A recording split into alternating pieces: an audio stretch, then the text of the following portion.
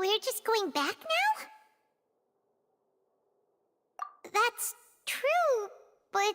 Traveler, Paimon! Please wait. Lenny... I know you may not want to speak to me right now. Maybe you don't even want to look at me, but still. Let me thank you again for defending me to the end, even after you learned that I'm a member of the Fatui. I guess. But regardless, I'd like the opportunity to set things straight. I didn't approach you with any ulterior motives or ill intent. I've spoken to you as myself, just plain Lynnie this entire time. As for why I'm a Fatus, it's because the goals of the House of the Hearth align with those of an orphan like me. That's all. That was how Father, who you might know as the Knave, approached recruiting us back then too. The Knave? The one who controls the House of the Hearth? She's your father? That's right. And since we're here, I was wondering, would you mind hearing a story? It's about my past. Back when our parents first died, Lynette and I were left wandering the streets.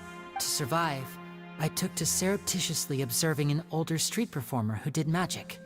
It took me several days to figure out how he pulled off his amazing tricks. I took my sister through several streets until we found a crowded corner, and we began to perform magic tricks there. To my surprise, we proved to be pretty popular, and we could at least stop worrying about where our next meal would come from for a time. But I didn't want my sister to remain a street rat together with me forever. Before long, an aristocrat came to me and claimed that he wished to take us in after watching my performances. So you went from orphans to nobility just like that? That was how we felt at first too. As if fate was on our side and we could say goodbye to those painful days. But I gradually discovered that while we were called foster children, he was really after my talent for magic trick. He would constantly take me to all sorts of banquets to garner attention, which he would then use to expand his social circles. That doesn't seem too bad either. Better than roaming the streets at any rate. It took a while for me to realize just how dark his heart really was. After one particular performance at a banquet, I discovered that Lynette was not on the same return vehicle as me. I waited a long time after we returned home, but she did not come back.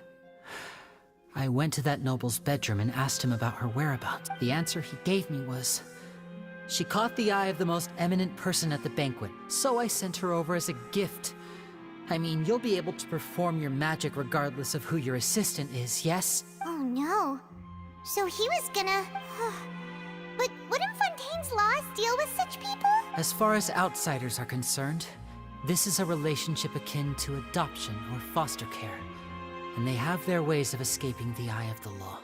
I managed to ferret out the location of the mansion of that so-called eminent person, and hurried through the night. But by the time I leaped over the walls, avoided the guards, and made my way in, all I saw was the moonlit ground covered in blood, and the knave standing there in the darkness. So, she'd already taken care of that guy. That's right. She had rescued my sister before she could come to any harm, and had even discovered several girls hidden in a basement, all of them orphans. Father, I mean, the knave, might have seen something in me, and so she made me an offer. The House of the Hearth welcomes you, for your interests align with ours. Here, none will ever betray you. Indeed, betrayal shall never be permitted here. I was hesitant to trust her. I mean, I had just been betrayed by nobles.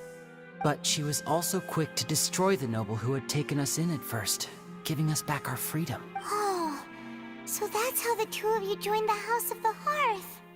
She has her own plans.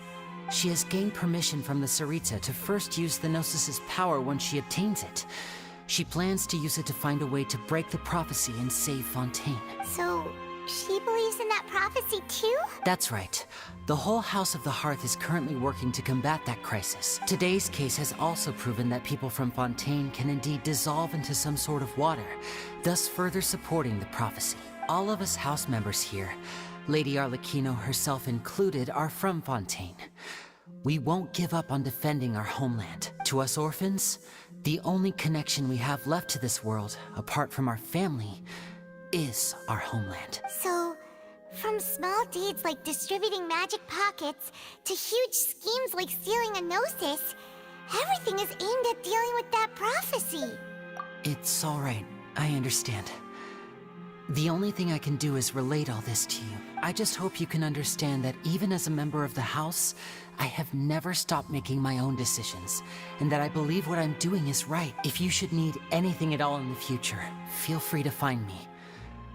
I will do my best to help you, as plain Linny.